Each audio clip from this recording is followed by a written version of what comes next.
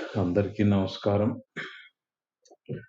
RE కోర్స్‌లోని కొన్ని ముఖ్యమైన విషయాలని ఇంతకుముందు వీడియోలలో మనం ప్రస్తావించడం జరిగింది. ఇప్పుడు మరికొన్ని విషయాలు తెలుసుకునే ప్రయత్నం చేద్దాం. అయితే ఒక ముఖ్యమైన గమనిక ఏమిటంటే, ఇలా కోర్సుల యొక్క వివరణని ప్రస్తావించటం ఎందుకు అంటే, వీటి ద్వారా శ్రీ మాస్టర్ సివివి గారిలోను, ఇంకా కొంతమంది ఫస్ట్ గ్రూప్ మీడియంలో కూడా జరిగిన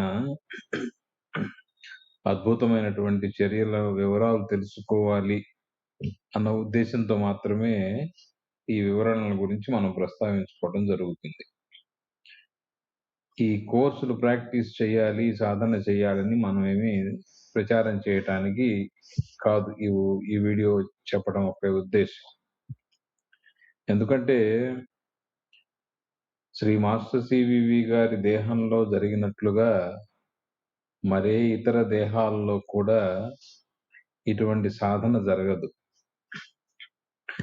మరి వారు మీడియంలతో సాధన చేయించారు కదా అనుకుంటే, ఆ సాధన చేయించడం కూడా కొంత పరిమిత ప్రయోజనాన్ని ఆశించి మాత్రమే వారు చేయించినట్లున్నారు. ఇక మీడియంలు కాని వాళ్ళకి, అంటే ఇప్పటి వాళ్ళకి వేటిని చేసేటువంటి అర్హత లేదు. ఒకవేళ ఉన్నదనేటువంటి భ్రమలో గనక ఉన్నట్లయితే శ్రీ మాస్టర్ సివివి గారు రాసి ఉంచినటువంటి ఈ కోర్సు వివరణలను చదివితే ఎందుకు అర్హత మనకి లేదు అనే విషయం సులభంగా ఎవరికి వాళ్ళే తెలుసుకోవచ్చు. అయితే మీడియంలో చేయించడానికి కారణం ఏమిటి అనేది మనం కొంచెం ఆలోచన చేసినట్లయితే, మానవులందరికీ కూడా వర్తింప చేయబడేటువంటి మానవ రూప నమూనాలో మార్పులు గనక అందరిలో ప్రవేశపెట్టినట్లయితే, అంటే ఒక సిస్టమ్ అప్గ్రేడ్ లాగా ప్రతి ఒక్క మానవుడిలోనూ ఇవి ప్రకటితమైనట్లయితే, సాధారణంగా మానవుల్లో ఉండేటువంటి పారభౌతిక దేహ వ్యవస్థల్లో ఉన్న నాణ్యతా వ్యత్యాసాల వల్ల ఎవరిలో ఎంత మేరకు ప్రభావం చూపుతాయి అనేది తెలుసుకోవడానికి వారు ఒక ప్రయోగంలాగా మీడియం చేత సాధన చేయించుకోవటం అనేది జరిగినట్లుగా మనం భావించాలి. భౌతిక దేహం మానవులందరికీ ఒకటే అయినప్పటికీ పారభౌతిక దేహ వ్యవస్థలు ఏ ఇద్దరికి ఒకలా ఉండవు. వాటిలో నాణ్యత వేరు. అవి పూర్తిగా ఏర్పడటం కూడా కొంతమందిలో జరగదు. కాబట్టి ఇప్పటి వాళ్ళు ఈ ప్రాక్టీస్ చేయటం అవసరం లేదు. చేసిన ఫలితం ఉండదు. అయితే భౌతిక స్థితిలో ఏ దేహాల్లో అయితే, అంటే మీడియంలకి ఏ దేహాలు గారి భౌతిక దేహాల్లో అయితే శ్రీ మాస్టర్ సివివి గారు ఇనీషియేషన్ ప్రక్రియ ద్వారా తమ చైతన్యాన్ని ఆ మీడియంలలో ప్రవేశపెట్టారో, అటువంటి వాళ్ళల్లో మాత్రమే ఆయా వ్యక్తుల ఆధ్యాత్మిక స్థాయిని బట్టి ఇవి నడిచినాయి అని మనం వారు రాసి ఉంచినటువంటి అనేక రచనలలో చూడవచ్చు. కొంతమందిలో ఒక కోర్సు ఇచ్చినా పని చేయలేదు. అప్పుడు వాళ్ళకి వేరే కోర్సు చేసి ఆ తర్వాత ఈ కోర్సు చేయమన్నారు. కొంతమందికి కోర్సు పని చేసి, అంటే దాని అర్థం ఏమిటి? మనకి అందరికీ అన్ని కోర్సులు ఇచ్చినా అందరికీ పని చేయొద్దు. పని చేసింది లేనిది తెలుసుకోవాలి. పని చేయకపోతే మార్పు చేసి ఇంకొకటి ఇచ్చారు. అది ఇప్పుడు ఎవరు చేయలేరు, అవసరం కూడా లేదు. అయితే ఈ కోర్సు అనేటువంటి యోగ ప్రక్రియ ద్వారా, ఇక ప్రస్తుత విషయానికి వస్తే, ఈ ఆర్ఈ కోర్సు గాని ప్రధానంగా ఉన్నటువంటి అనేక కోర్సుల్లో ఈ కోర్సు అనేటువంటి యోగ ప్రక్రియ ద్వారా శ్రీ మాస్టర్ సివివి గారి దేహ పునర్నిర్మాణ ప్రక్రియ వారి దేహాన్ని రీబిల్డ్ చేసింది. వారి యొక్క నాడీ వ్యవస్థలో కొన్ని వేల కొత్త సెంటర్స్ ని ఏర్పాటు చేసి ఆ సెంటర్ల ఆలంబనలుగా వారి దేహ వ్యవస్థలో అనేక మార్పుల్ని ఈ కోర్సు అనేటువంటి ప్రక్రియలు చేపట్టాయి. మాస్టర్ గారి దేహంలో ప్రయోగం జరిపిన తర్వాతనే ఆ కోర్సు ఇతరులలో ప్రయోగం చేసి చూశారు. 1, 2 కాదు, కొన్ని వేల సెంటర్ల గురించి అనేక కోర్సుల్లో వారు ప్రస్తావించారు. అక్టోబర్ 20, 1912న వారు రాసి ఉంచినటువంటి అటువంటి ఆర్ఈ కోర్సుకు సంబంధించిన ప్రక్రియల్లో ఒక ముఖ్యమైనటువంటి ఒక సెంటర్ పేరు వాల్వ్ రింగ్ అని చెప్పారు. ఈ వాల్వ్ రింగ్ అనేది బ్రెయిన్ లో ఏర్పాటు చేయబడినటువంటి ఒక నాడీ కేంద్రం. ఇది ఎంత ఉన్నతమైనటువంటి ప్రక్రియలు జరిపే నాడీ సెంటర్ అంటే, ఒక నాడీ సెంటర్ లో ఏం జరుగుతుందంటే, నాడీ సెంటర్ లో అనేక పారభౌతిక వ్యవస్థకు సంబంధించిన ప్రాణశక్తి, ఇతర యోగ శక్తులు, కుండలిని చైతన్య శక్తి, ఇవన్నీ కూడా నాడీ వ్యవస్థలో ప్రసరిస్తూ ఉంటాయి. ఆయా సెంటర్లలో ఆయా ఒక నిర్దేశితమైనటువంటి కొన్ని పనులని ఆయా సెంటర్స్ లో ఈ శక్తులన్నీ కూడా పనిచేస్తూ ఉంటాయి. అలా ఏర్పరచబడినటువంటి ఒక వాల్వ్ రింగ్ అనేటువంటి ఒక చాలా ప్రధానమైనటువంటి నాడీ వ్యవస్థ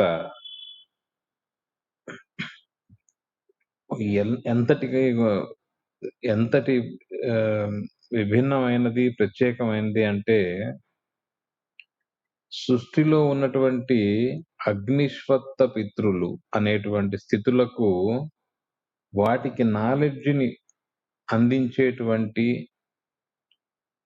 ఒక నిర్దిష్టమైనటువంటి రూపం, అంటే అక్కడ మానవ రూపం కాదు, సమాచారాన్ని వాటికి నాలెడ్జ్ని అందించేటువంటి ఒక నిర్దిష్టమైనటువంటి రూపాలతో ఈ వాల్వరింగ్ అనేటువంటి సెంటర్ పనిచేస్తుంది.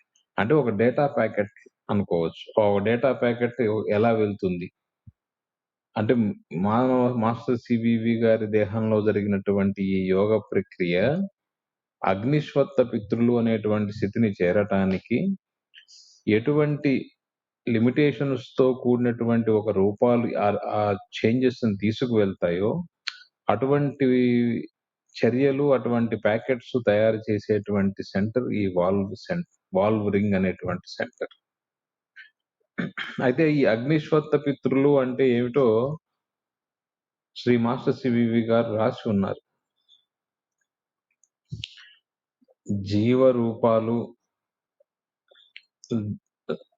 ఇంకా జీవ లక్షణాలు, రూపముతో కూడినటువంటి లక్షణాలని ఏర్పరచగలిగేటువంటి శక్తులు సృష్టిలో ఏర్పడి, వాటి చేత ఇవ్వబడినటువంటి లక్షణ స్వరూపాలు, అంటే అన్ని ఫిజికల్ ఫార్మ్స్ కాదు, ఇవి యాట్రిబ్యూట్ ఫార్మ్స్. ఈ లక్షణ స్వరూపాలని ఒక నిర్దిష్టమైనటువంటి లక్షణ స్వరూపంతో ఏర్పడినటువంటి ఒక రూపానికి అహంకార అనేటువంటి ఒక పేరు ఉన్నది అని, అలాంటి విధాలుగా అనేక జీవ రూపాలు సృష్టిలో ఏర్పడినాయి అని. అప్పటికి ఇంకా భౌతిక సృష్టిలో స్థితి కాదు ఇది, భౌతిక సృష్టికి ముందు డిజైన్ ఏర్పాటు అన్నమాట. అటువంటి వాటిల్లో ఒకటి అగ్నిశ్వత్థ పితృలు. ఈ అగ్నిశ్వత్థ పితృలు అనేటువంటి ఈ స్థితులు లేక ఈ ప్యాటర్న్స్ యొక్క ఆధారంగా వీటి వలన కొంత హ్యూమన్ ఇవల్యూషన్ భౌతికంలో జరుగుతూ ఉన్నప్పుడు, భౌతికం అంటే భౌతిక దేహము, యాస్ట్రల్ దేహం కూడా భౌతిక స్థితిలోనే ఉన్నాయి కాబట్టి, అలా జరుగుతూ ఉన్నటువంటి ప్రక్రియలో ఇవి కంటిన్యూస్ గా ఇవి అప్గ్రేడ్ అవుతూ ఉంటాయి. అగ్నిశ్వత్థ పితృలు అనేటువంటి స్థితుల్లో ఉన్నటువంటి విషయాలు. ఆర్య అనేటువంటి జీవ రూపాలకి, ఆర్యులు అంటే మనం హిస్టరీలో చెప్పేటువంటి ఆర్య కాదు, ఒక ఆర్య అనే పేరు గలటువంటి ఒక జీవ రూపాలకి యాస్ట్రల్ స్థితిలో, అవి యాస్ట్రల్ ఫామ్ లెవెల్లోనే ఉండి ఇంకా భౌతిక రూపం ఏమీ తీసుకోలేదు. యాస్ట్రల్ ఫామ్ లో ఉన్నటువంటి ఆర్య అనేటువంటి జీవ రూపాలకి స్వస్వభావ లక్షణం ఏర్పడింది. అంటే సెల్ఫ్ రికగ్నిషన్ అనేది ఏర్పడింది అని శ్రీ మాస్టర్ సివివి గారు మెమరీ మెమరాండం అనే దాంట్లో రాశారు.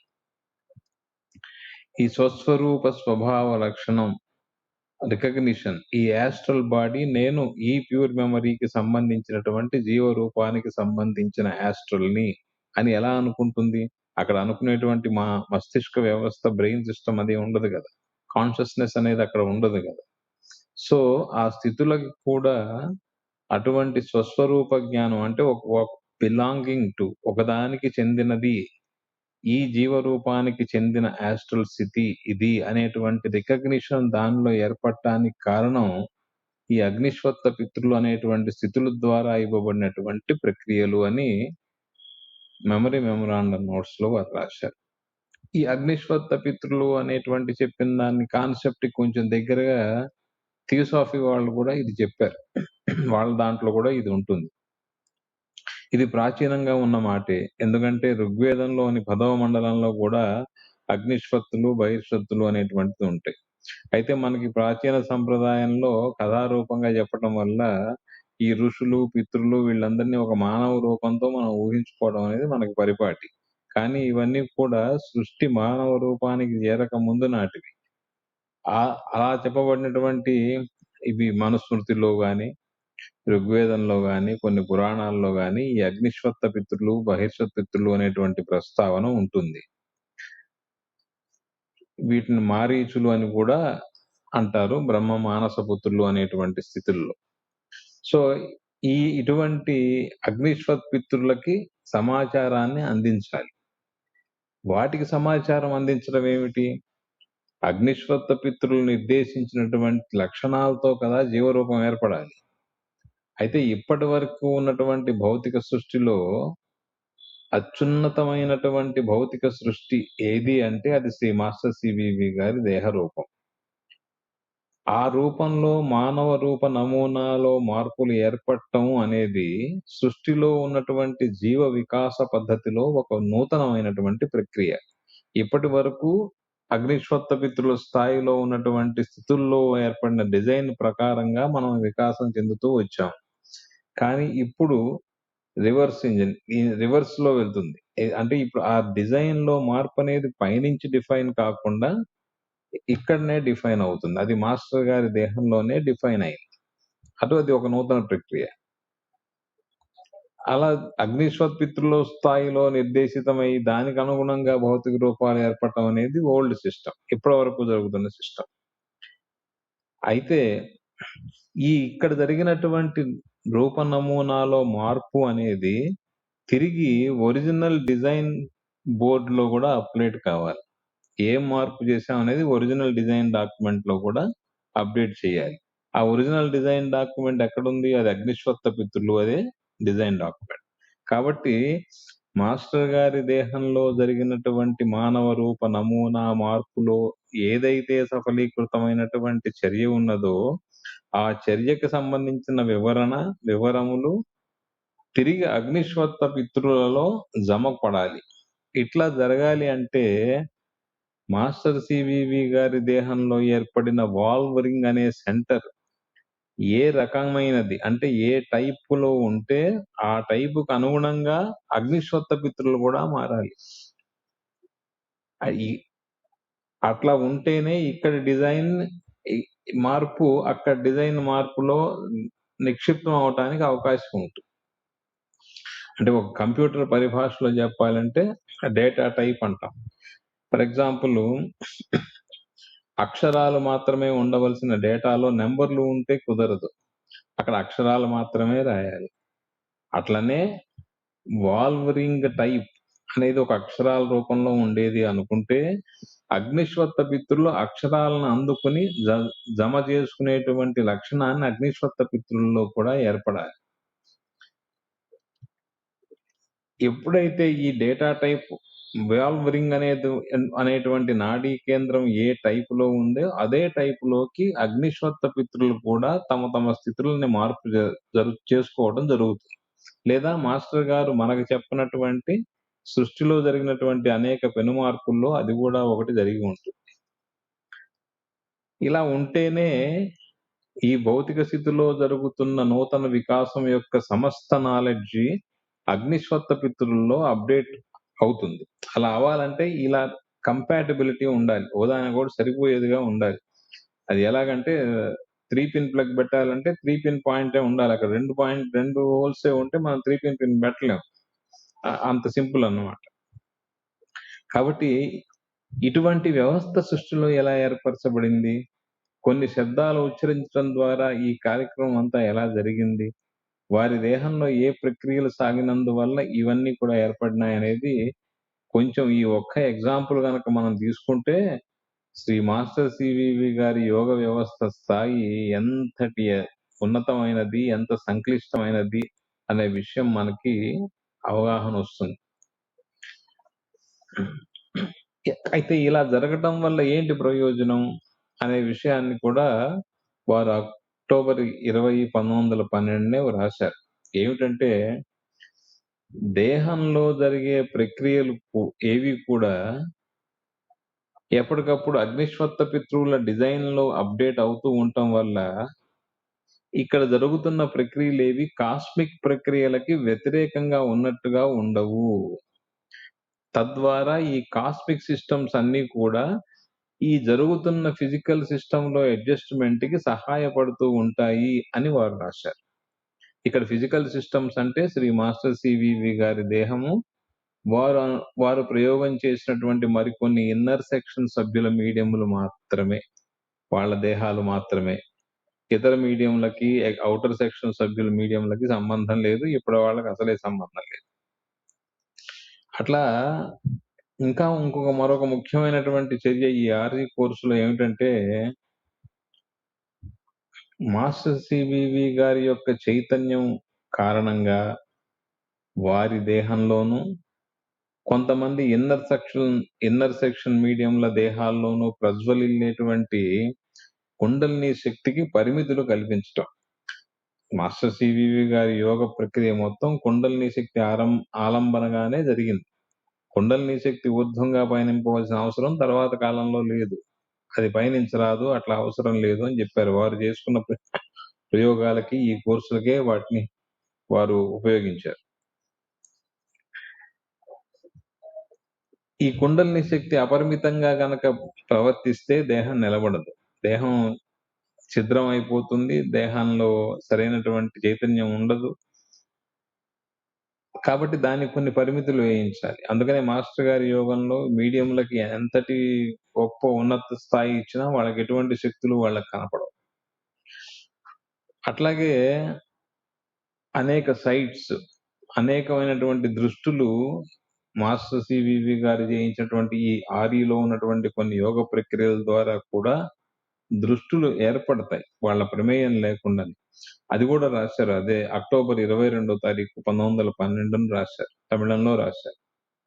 ఆప్టిక్ నర్వులో ఏర్పడేటువంటి సైట్ ఫార్మేషన్స్ ని కట్టడి చేయటానికి కల్పించబడినటువంటి కొన్ని అడ్డంకులు కూడా ఈ ఆర్ఈ కోర్స్ ప్రక్రియ ద్వారా జరుగుతాయి. ఎందుకంటే ఆ సైట్స్ అనవసరంగా వాటిని మిస్యూజ్ చేస్తారు కాబట్టి కోర్సు చేయటం ద్వారా ఏర్పడేటువంటి సైట్ సాధకుడికి అందకుండా పరిమితులు కూడా చేసినారు. అట్లాగే ఈ ఆర్ఈ కోర్సులోనే వారు రాసినటువంటి వివరణలో ఈ యోగ మార్గంలో ఇవ్వబడేటువంటి సూచనలు అంటే ఒక డెవలప్మెంట్ కి ఇచ్చేటువంటి ఒక థాట్ ప్రాంప్ట్స్, ఒక ప్రేరణలు, వాటికి విరుద్ధమైనటువంటి చర్యలని ప్రదర్శించేటువంటి కుండలిని, ఈ కుండలిని అనేది స్వతహాగా తన స్వయ ఇచ్ఛతో అది చర్యలు చేస్తూ ఉంటుంది.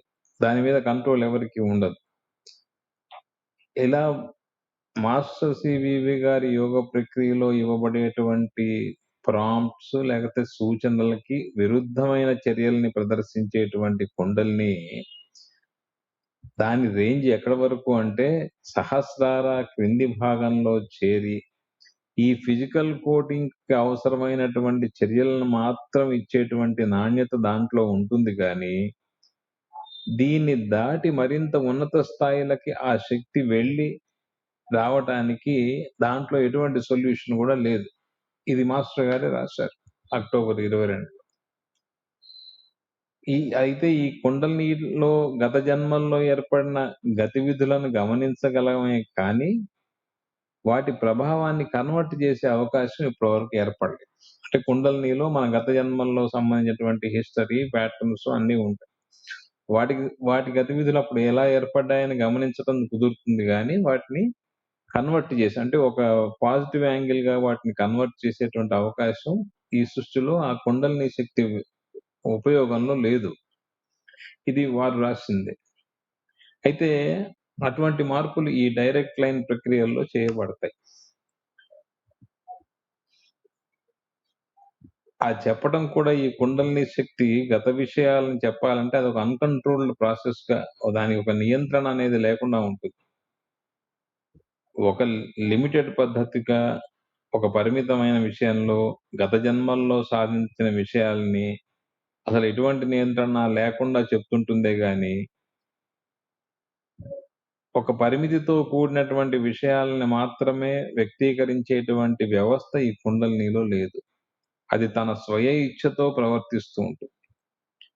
అటువంటి స్వయ ఇచ్ఛతో ప్రవర్తించేటువంటి కుండలినికి లిమిట్స్ ఏర్పరిచి, దాని యొక్క స్వయ ఇచ్ఛను మార్పు చేయటమే డైరెక్ట్ సొల్యూషన్స్‌లో ఏర్పడినటువంటి ఒక పరిమితి అని కూడా వారు ఆర్ఈ కోర్స్ ఎక్స్‌ప్లనేషన్‌లో రాశారు. ఇట్లాగే ఇంకొన్ని విషయాలు ఇదే కోర్సులో చెప్పినవేమిటంటే, ఇన్నర్ లోటస్ అనే విషయాన్ని కూడా వారు రాసి ఉన్నారు. ఇన్నర్ లోటస్ అని అంటే సహస్రార 1 కాదు 2. మాస్టర్ గారి యొక్క దేహంలో వారికి 2 సహస్రారాలు ఏర్పడినాయి. మొదటి సహస్రారం పైన మళ్ళా ఈ 7 చక్ర స్థానాలు అతి సూక్ష్మంగా ఏర్పడి వాటిపైన ఇంకోటువంటి ఇన్నర్ లోటస్ అని చెప్పబడేటువంటి మరో సహస్రారం కూడా ఏర్పడింది. ఈ ఇన్నర్ లోటస్ అందరి మీడియంలో ఏర్పడినట్టుగా ఇక్కడ మనకి దాఖలా వారు రాసి ఉండలేదు. ఈ ఇన్నర్ లోటస్ గా చెప్పబడిన దానికి వారు మరో పేరు కూడా ఆదితి జ్యోతిర్మయ ప్రకాశత్వతి అనే పేరు రాశారు. బ్రాకెట్ లో ఇన్నర్ లోటస్ అని రాశారు. ఆదితి జ్యోతిర్మయ ప్రకాశత్వతి అన్ని ఇంగ్లీష్ పేర్లే ఉండవు. కొన్ని చోట్ల అనేక చోట్ల సంస్కృతంలో ఉన్నటువంటి ప్రాచీన సంప్రదాయ పరిభాష వారు వాడారు. ఆ విషయం ఎక్కువగా ప్రచారంలో లేదు. ఇదంతా ఇంగ్లీష్ అని ఒక ప్రచారంలో ఉంది. ఆ ఆదితి జ్యోతిర్మయ ప్రకాశత్వతి అంటే ఇన్నర్ లోటస్ లో ఏర్పడినటువంటి కాలమ్స్ లో కూడా ఇంకా కొన్ని సెంటర్స్ ఏర్పరచబడ్డాయని కూడా ఆర్ఈ కోర్స్ ఎక్స్‌ప్లనేషన్ లోనే వారు రాసి ఉన్నారు. ఈ ఆర్ఈ కోర్స్ అనేది చాలా డివిజన్స్, సబ్ డివిజన్స్ ఉన్నాయి. చాలా వేరియేషన్స్ ఉన్నాయి. ఇది చాలా పెద్ద కోర్సు. చాలా ప్రధానమైనటువంటి కోర్సు మాస్టర్ గారి దేహంలో జరిగింది. బహుకొద్ది మంది ఇన్నర్ సెక్షన్ సభ్యుల మీడియంలో తీవ్రంగా జరిగింది. సాధారణ వాళ్ళకి ఎంతో కొంత వారి యొక్క ప్రయోగం కోసం వాళ్ళు చేయించారు. కాబట్టి ఇంతటి మహోన్నతమైన చర్యలు జరిగేటువంటి వ్యవస్థని ఏర్పరిచి సఫలంగా పరీక్షించిన శ్రీ మాస్టర్ సివివి గారు ఒక్కరు మాత్రమే చెయ్యగలిగిన యోగం ఇది. ఈ యోగం అంటే ప్రతి ఒక్కళ్ళు ఇంట్లో కూర్చొని చేసే యోగం కానే కాదు ఇది. ఈ యోగాన్ని వారు మాత్రమే చెయ్యగలరు. వారే పూర్తి చెయ్యాలి. నేనే పూర్తి చేయాలి. చేశాను అని చెప్పి వారు చెప్పారు అని కూడా శ్రీ పోతరాజు నరసింహం గారు రాసిన ఉత్తరం మన దగ్గర ఉన్నది. ఇలా పైన చెప్పినటువంటి ఇప్పుడు ముందు మనం ప్రస్తావించుకున్నటువంటి ఈ ఆర్ఈ కోర్సులో ఉన్నటువంటి అనేక సంక్లిష్ట భావనలకు సంబంధించిన విషయాలన్నీ కూడా ఇప్పుడు కోర్సులు పుస్తకాలు ముందేసుకొని చేసే వాళ్ళందరికీ వస్తాయి అనుకుంటే అంతకంటే అమాయకత్వం ఇంకోటి లేదు. ఇప్పుడు అందరి దగ్గర ఈ తమిళ రచనలు ఉన్నాయి. వాటికి తెలుగు అనువాదాలు కూడా అనేక వెబ్‌సైట్స్ లో వాటిలో పెట్టడం ఉంది. కాబట్టి అందరూ చదివి మీ అభిప్రాయాలని సరిచూసుకోండి. నమస్కారం.